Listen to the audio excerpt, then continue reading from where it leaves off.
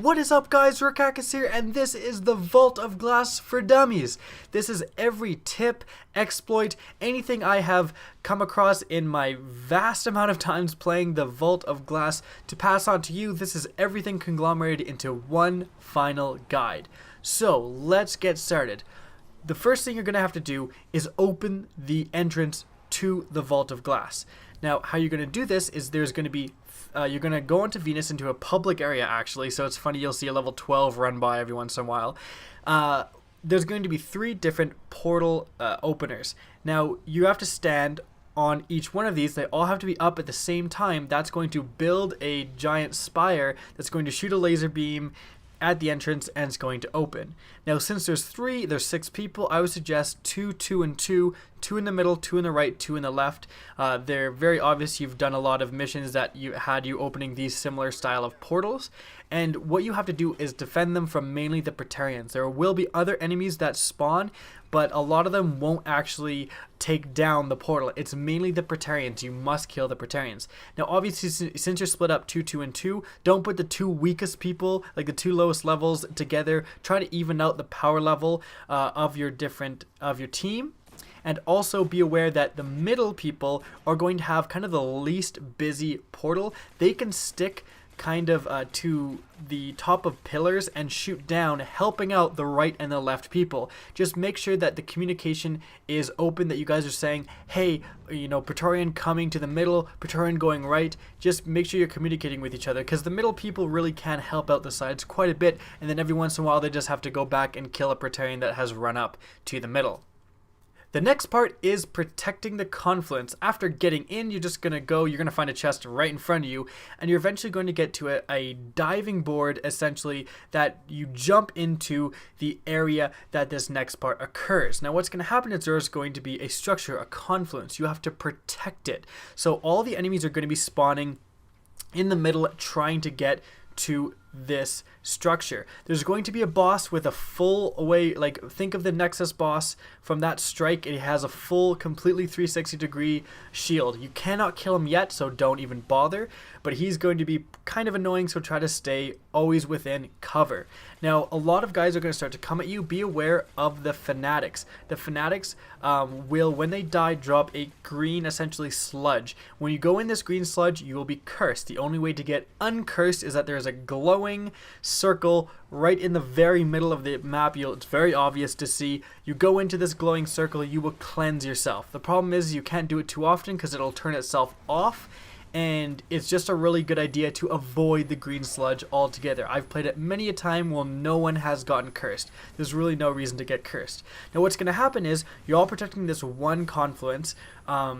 Then it's going to say, you have to pay attention to the little text box in the corner, because it's going to say it's summoning its legions. When it's summoning its legions, everyone kind of conglomerate in the middle, because tons of fanatics are going to be spawning in the very middle. So rocket launchers, supers, that should be saved for this part. When you kill all of the fanatics, there's going to be a few Axis harpies on the left and the right side, but they're usually very easy to deal with. Now, after you kill these guys, the confluence in the middle is going to delete and go on 2 sides. So you're going to have to protect 2 confluences. Obviously, just split your team up 3 and 3. The exact same thing. You're just going to defend, and it's going to say it's summoning its legions again. Everyone comes back to the middle. You do the legions thing just like you did before. But then after that time, there's going to be split into 3. So you just 2, 2, and 2, defend again, and finally it's going to say it's split into its legions. You go and you kill the fanatics for the last time. The next part is the shooting of the oracles. You're going to hear a sound that you should definitely put into your memory, because it's very important. A kind of dinging sound, as if it's on a piano. And now what that means is oracles are going to spawn. The first time it's just going to go from location to location to show you where it spawns. So pay attention to where they spawn. Finally, the last one you're going to have to kill. Now, you're just going to have to fight and kind of survive, and nothing is going to happen. Then you're going to hear this familiar dinging that you've heard when it was showing you the spawns. Then a few oracles will spawn. Make sure your team is adequately placed around the map, and that you have decent amount of sniper rifle ammo or heavy ammo to quickly take out these oracles. If you're a hunter, golden gun works excellently, as you can one-shot these oracles and take out 3 by yourself. if you do not take out the oracles, what's going to happen is your entire team will get cursed and you're fucked. Unless you can get to the middle right away. So it's just really imperative to take out these oracles. You may die a few times, but you will get used to the spawns. There's not gonna, it spawns in the specific places. There's not gonna be a random spawn. You'll know where they're spawning. Also, be aware of the hobgoblins. They're going to spawn outside of the map on pillars. I would suggest bringing in a void sniper rifle so you can just one-shot these hobgoblins if you're high enough level, 26 or 27. As long as you're hitting their crit, you will be able to one-shot them because they will be the reason you're probably going to die, nothing else. The next thing that's going to happen is the fight with the Templar. And finally, we have an exploit for you guys to do.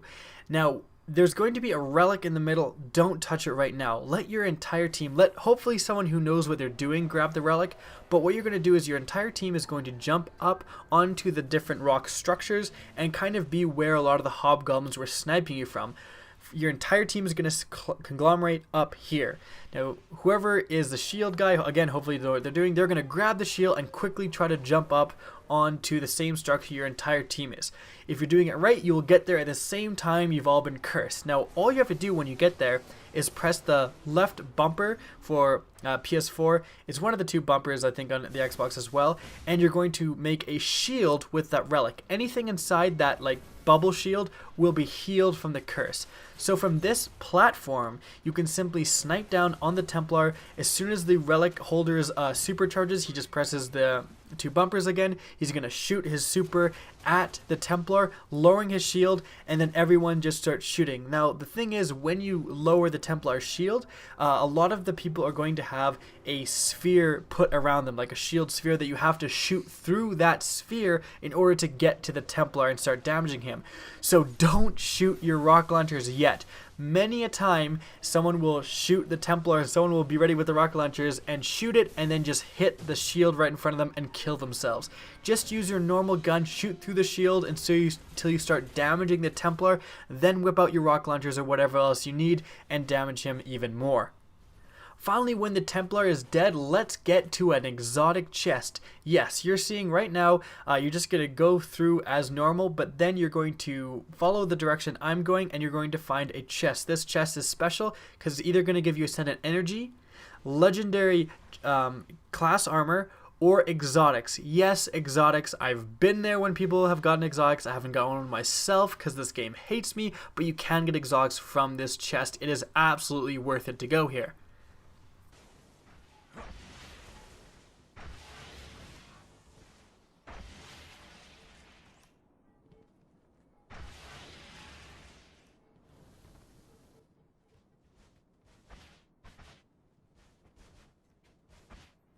After the chest, you're going to be faced with the Gorgon's Maze.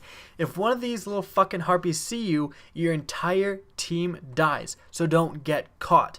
There is a chest in here though, and it gives Ascendant materials, and those are usually worth getting. Follow the directions I go, both to the chest and to the final area where you can finish, and it is no problem. You're probably going to want to wipe after you get to the chest though. Get the chest, your team loots it. It's easier if you just get spotted, restart from the beginning, and then follow the way I'm showing you to the end, because it's just simpler that way.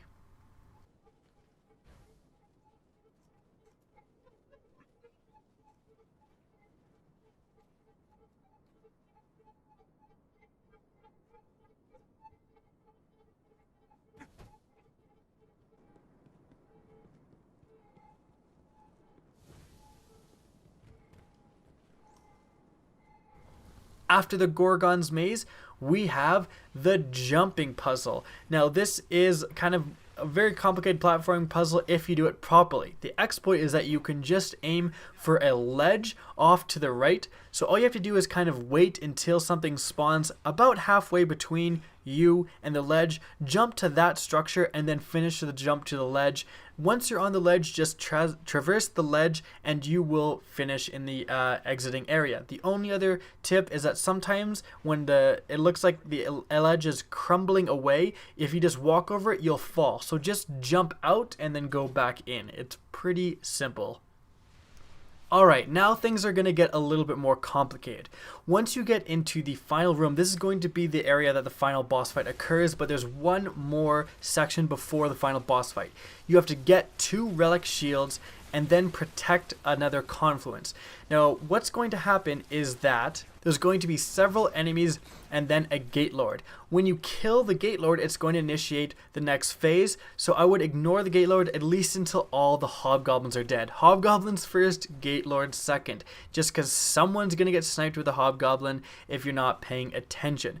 Once you kill the gate lord, you're going to have access to open the 2 portals. There's 2 portal openers and 2 portals right near them. Both of these portals open onto places where you go, and each one of them has yet another gate lord. So if you go to the left portal, I believe that is going to be Desert, Mars essentially.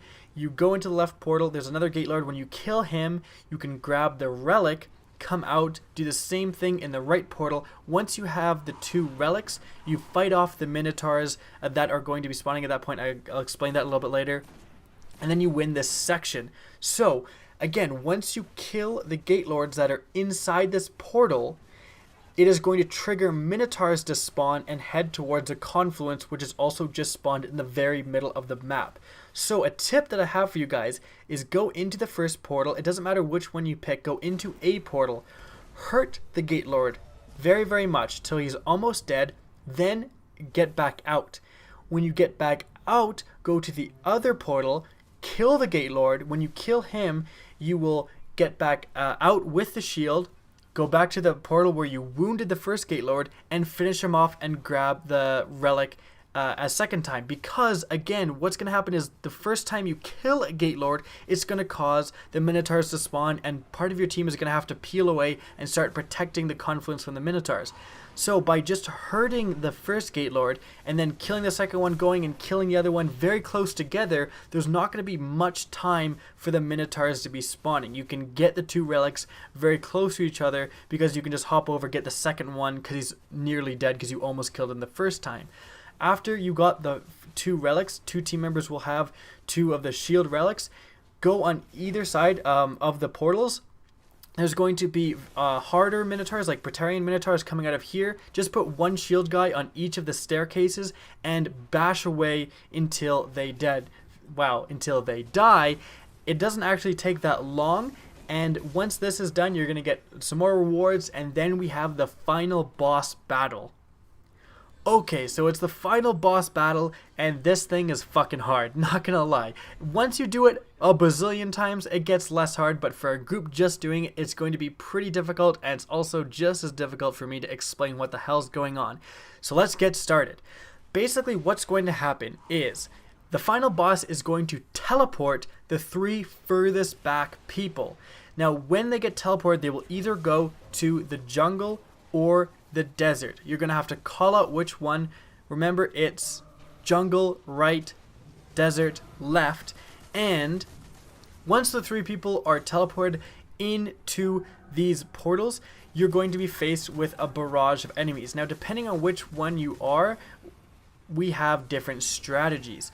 For the jungle one, what we like to do is just run forward, get to kind of behind a pillar and start shooting the oracles. There's going to be 7 oracles that spawn. You have to kill all of these oracles or you lose. So, what's super useful against oracles? Gunslinger hunters. Get some gunslinger hunters in there. Even just 1 can help out substantially by killing the first 3 extremely quickly, and then you can usually just use normal guns to finish off the other ones. But you're going to have to kill these 7 oracles. Once you kill these 7 oracles, you're going to hop back out, and it's going to trigger a Time's Vengeance, which you're going to be doing massive extra damage against the final boss. This is when you want to damage him. Before I continue, let me say again, the jungle one, we like to just go to the very end.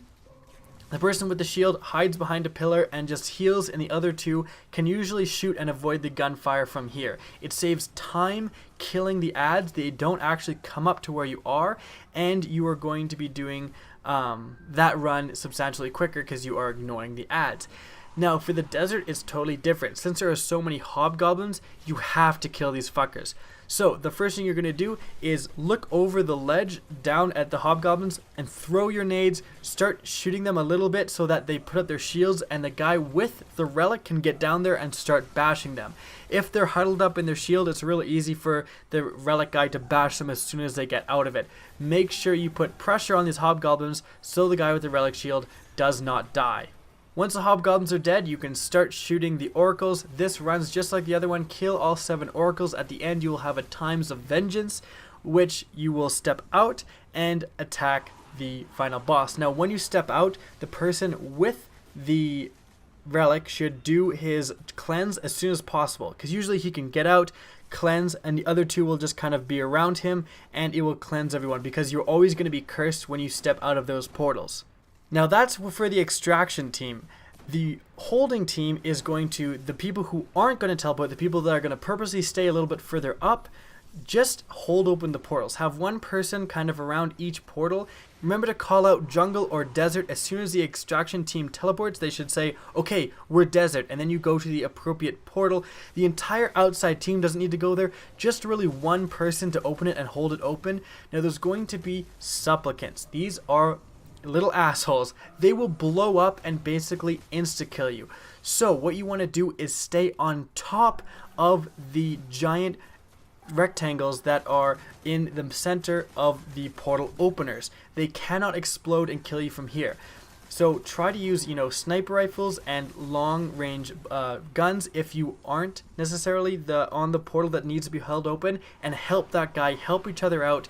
And one person can get above of the left portal and then above even again and be very far up into the top of the map and shoot down at the supplicants. Again, it's very, very important to kill these supplicants before the extraction team comes out, because if they come out of the portal and they're surrounded by supplicants, they have a very good chance of dying. So put priority onto the supplicants rather than the final boss. When you get Times of Vengeance though, and the extraction team is safe and they have retreated to the back of the map again so that they will for sure get teleported again, focus on the final boss. But until they're safe, really try to kill those supplicants. Aside from that, guys, is essentially just rinse and repeat. You probably will die a few times if this is the first time you're going to do it, but hopefully this guide will help you out and make it as easy as possible. Now remember, on each of these stages you're going to get loot, so even if you get to the final boss and don't beat him, you will get a crap ton of loot along the way. I hope you guys enjoyed the video. Please remember to rate, comment, and subscribe, and as always, have a good day.